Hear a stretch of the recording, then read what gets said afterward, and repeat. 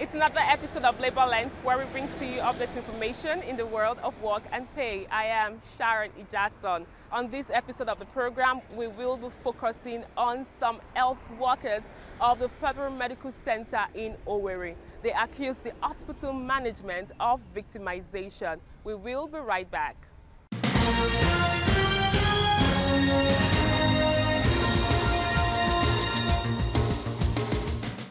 The Nigerian Social Insurance Trust Fund held an interactive session with journalists in Lagos to discuss the need for employers of labor to key into the employees' compensation scheme. We pray that as this advocacy program goes on and the press are assisting us and people are aware of the benefits of the scheme, nobody will have to coerce them. We have been using persuasive measures because it's a social security scheme. We have aspects of the law that we could take them to court, but we're starting with persuasion. The government parastatal explained that the scheme is of immense benefits to workers, especially when issues like workplace-related accidents occur. It is expected that all employers of labor will register with the scheme so that their employees will come under the benefit and protection provided by the Employee Compensation Act 2010. It's a very important act in the lives of Nigerian workers because of the benefit they stand to derive. But if any mishap happens to the worker in the course of his employment,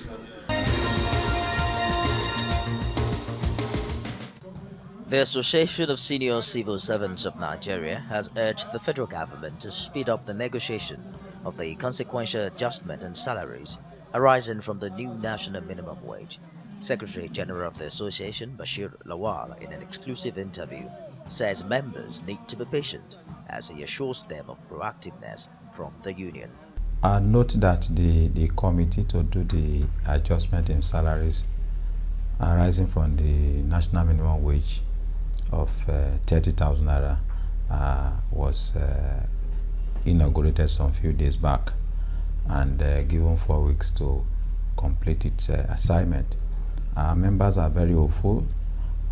In the first instance, some people felt that duration is very long, but we're trying to appeal to them that given the quantum of work to be done by the committee, because aside from the consolidated public service salary structure, we have about 16 other salary structures that draw their emolument from the treasury. So we have to work on all these structures.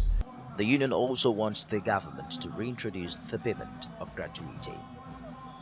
The issue of payment of gratuity to workers, which was stopped inadvertently when this new pension scheme came into force in 2004.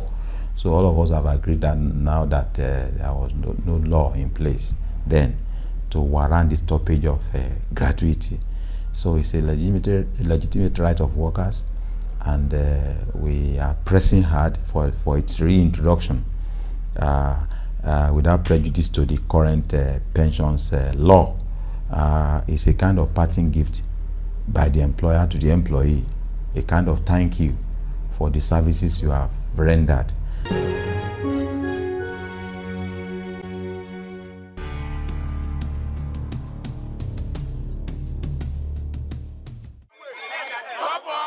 It all began in 2015 when the relationship between the management of Federal Medical Center Owerri and union members took an ugly dimension amidst allegations of victimization, high-handedness, and financial misappropriation.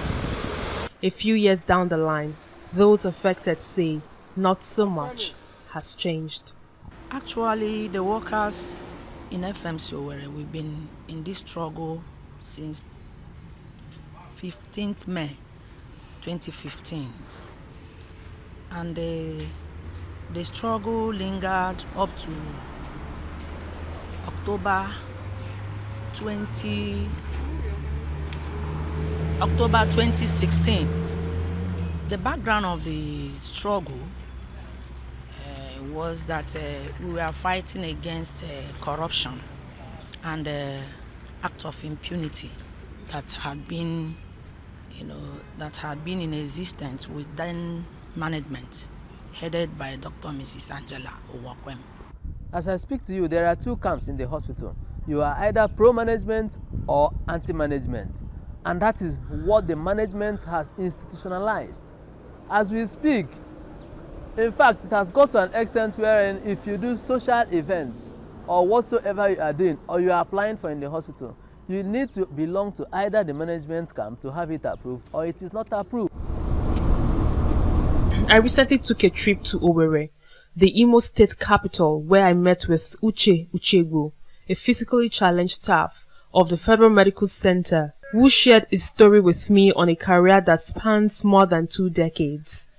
He says the lingering issues in the institution, especially with regards to what some see as indiscriminate posting of union members to outreach stations due to alleged victimization, have left him increasingly dissatisfied and frustrated. 7th of January this year, I was called on phone because I was on sick off, that I have been posted out and I should be doing my practice at an outreach center at Mbise, about an hour plus drive to that place, or 1.5 hours on public transport. I tried to find out the reasons. I wasn't given audience. And so as a civil servant, I took my letter of posting and went to the place and found out that as far as my profession is concerned, nothing is happening there. Do you think that you're being victimized by the Federal Medical Center in Owerri? Yes, in all sense of honesty, that's what I take it as. Apart from this posting out, honestly speaking, apart from this posting out, immediately we came back from the strike, or demonstration strike. The first bout of victimization I had was that a promotion I've enjoyed for 2 years. A promotion I've enjoyed for 2 years was all of a sudden removed. He is not the only one who seems to be affected by this alleged victimization. For being associated with the Health Workers Union at the Federal Medical Center, I had a chat with other affected workers who were posted out of Owerri. At the outreach center, I became really curious as I observed that no medical activity was ongoing and the place looked like it had been abandoned for a while now. My respondents argued that being posted to this community looks like an attempt by the health authorities to make them redundant. Imagine a situation where somebody, a high senior officer, head of department, being posted out to an outreach center where nothing, absolutely nothing is going on. If you look at the place, it's just like a cemetery. And no single medical laboratory service is going on. So it's more or less punitive posting. When a unit is not functioning, other units will not be able to function. So for my case in Omonama Outreach Center, there are no dental surgeons posted there, no dental technologists, no dental therapists, only a dental surgery technician clinical. And our work is mainly in the surgeries and in the theaters. So where there are no dental surgeons, no technologists, no therapists, no work can be able to be carried on in that area. Workers also highlight other issues begging for urgent attention.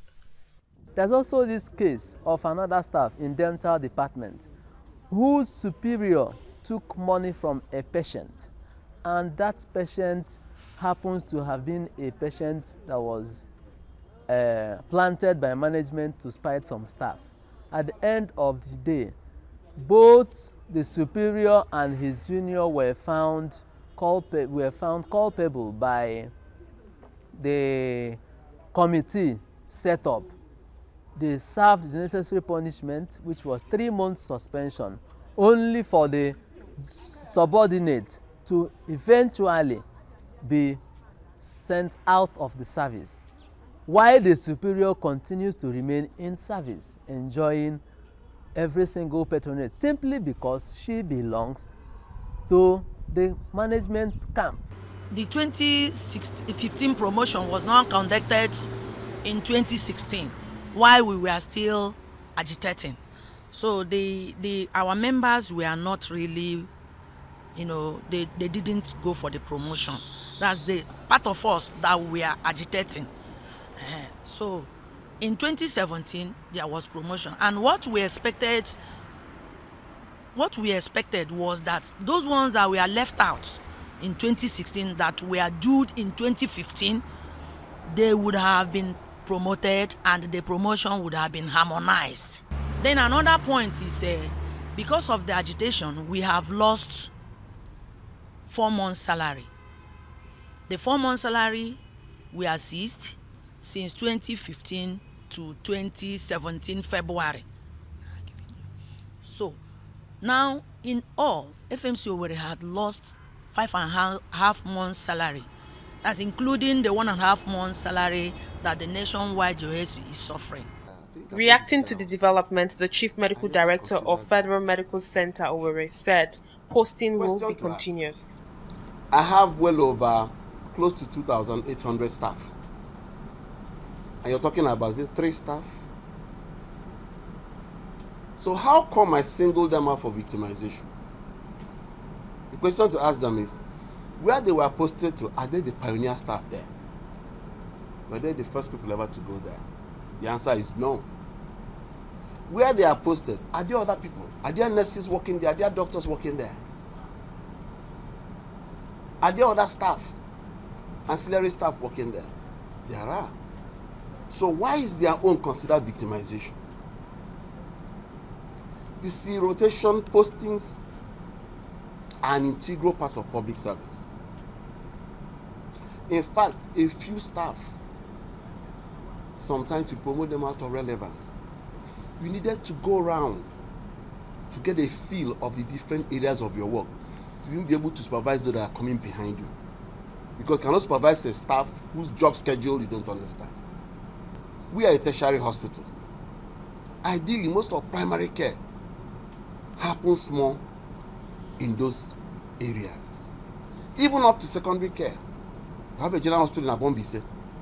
In those days when I was a young medical officer, one of the most vibrant hospitals in this state. So the board in its wisdom felt we should upscale services. Why can't we run such satellite areas as full-fledged service centers and offer them those things they will need to travel many kilometers to Owerri to come and get? As I speak to you, nothing less than close to 30 staff are going to be injected into that center. Different cadre. We have a postpart 2 gynecologist who is coming there. Because we looked at it and we said there are areas, if you want to kickstart, or rejig a place in health, there are areas you emphasize. Maternal and child care, laboratory services, and so many others. And so we decided, I said, okay, let's start from maternal and child services. We are getting a postpart 2 gynecologist, obstetrician and gynecologist. We are getting an anesthetist there. We are getting laboratory personnel there. In fact, as I speak to you, we have got a dental seat for dentistry that is going there. We are going to have staff go to that place now. Few of them are going to be permanent. Even our residents in training are supposed to do 1 month mandatory community posting, which all adds up to what we want to do. They are going to go there, spend 1 full month on a rotatory basis, while the other staff will also, they work out their own way they work. So these are things in place, and they'll be supervised by consultants. Union members like Uche Uchegbu promised to continue with pressing home their demands. For the past 24 years, about that, I have been in service. I've been with so many medical directors and no issue of this type has come up. I don't know why it is now I'm near my peak that this thing will happen. And the best thing to do is either management begins to act aright and sees things from the human point of view, managerially. As the thing is increasing on daily basis, we have written to the management before, trying to tell them that what they are doing is not supposed to be, and that we are not going to take it as the thing continue increasing. By the time we write the next letter and they will not, if they don't reply, they don't do anything, we might decide to protest or shut down the center. For the affected workers at FMC Owerri, they hope that the federal government and relevant authorities will take a second look on the matters arising and bring on a lasting solution.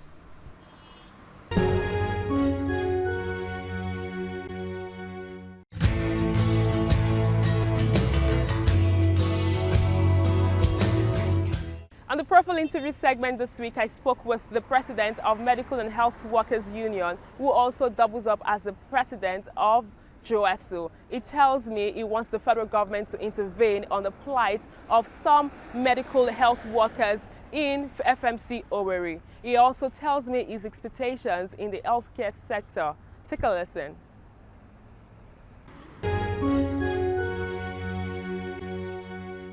It's good to have you on the program. It's a pleasure to have you again. Now, a lot has happened in the sector in the last 4 years. I would like you to share your experience and in summary tell us what you've been able to achieve and what some of your challenges or the struggle that you're still fighting for are. Well, talking about experience is a lot, negative, positive, lots. But talking about achievements and challenges, just like I said, negative, positive, they also build into the fray of the experience that I will share.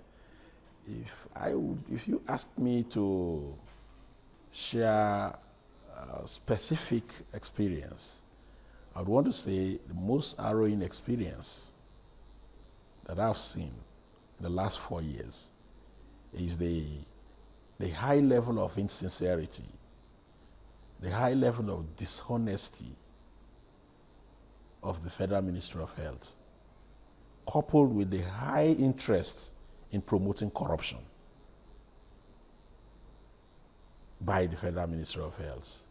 They do not mind the consequences, but all they want is deliberately starve institutions, the health institutions, necessary fund, promote corruption by punishing people who blow the whistles, patriotic health workers, patriotic Nigerians, patriotic members of my own organization that wants to help the government fight corruption in the health system. They suppress them, they punish them. And I think these are the things I would say are things that I've experienced. If you talk about positivity, maybe, it should be safe for me to say none, because nothing has been given to us willingly. When you see a situation where people in the same industry, there are some professionals who make the medical practitioners who make just less than 5% overall. Talking about less than 5% overall is at the federal level, state level, and local level. They make less than 5% of the healthcare deliverers. But they get everything, whether legitimate or illegitimate. They get it. What's the union doing to address the issue of the workers who are being victimized at FMC Owerri? Well, thank you so much for bringing this Owerri issue, you see. That's a problem sometimes I have with supporting government to fight. These patriotic Owerri lads, Owerri members of JOESU, were helping governments to fight corruption. because, you know, corruption is one of the great things that is setting health, improvement of health services backwards. And so these people realized, and when a government has come to say, look, I want to fight corruption, they volunteered to help the government fight corruption. And they blew whistle, genuine whistle for that matter, which the EFCC's investigation also corroborated. For instance, one of the projects they said has been completed, certificate issued, and payment made. When the whistle was blown and the ministry set up the committee, where we as Labour were part of, when we went down to Owerri, the land was fallow. Not even a strand of grass has been taken off that land. But it has been paid. What more do you need from we, the health workers, as patriotic health workers, to support in clearing corruption from the Ministry of Health, the Federal Ministry of Health that promotes health, that covers up health? What more do you need from us? We did that. Our people did that. Patriotically, they did that. And the reward was demotion, denial of promotion, and denial of salaries for months. In fact, the Federal Ministry of Health sent one of their specialist crisis makers, sent the head of hospital services, presently is the head of hospital services, sent him to Owerri. And you know what he did? He went to the workers. Workers, well, you are patriotic, I know. But for those who say they want to be patriotic, they want to fight corruption, so they want to continue to blow whistle, stay this way.